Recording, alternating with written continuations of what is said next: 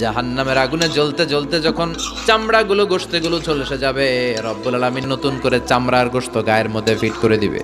ওই চামড়া গোশত আবার ঝলসাবে, আবার ফিট। আযাবটার মজা যেন ভালো করে টের পায়। একের পর এক শাস্তি শুরু এবার জাহান্নামে। যারা দুনিয়াতে আত্মহত্যা করছে, ছুরি মারছে, ও খালি ছুরিই মারবে। বিষ খাইছে, খালি বিষ খাবে। যে মেয়েগুলো ওড়নায় গলা পেঁচিয়ে এই আত্মহত্যা, তারা জাহান্নামের রশিতে আর ওড়নায় খালি আত্মহত্যা করতেই থাকবে।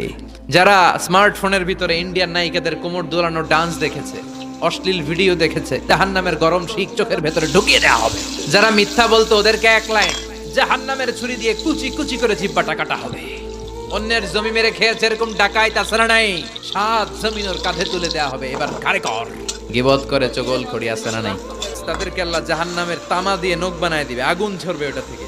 নিজেরা নিজের গালের গোশত আর বুকের গোশত টেনে কুড়ে কুড়ে খাবে। ওদের ব্যথার চিৎকারে পুরো জাহান্নামটা থারথার করে কাঁপে। যারা যাকাত দেয় নাই,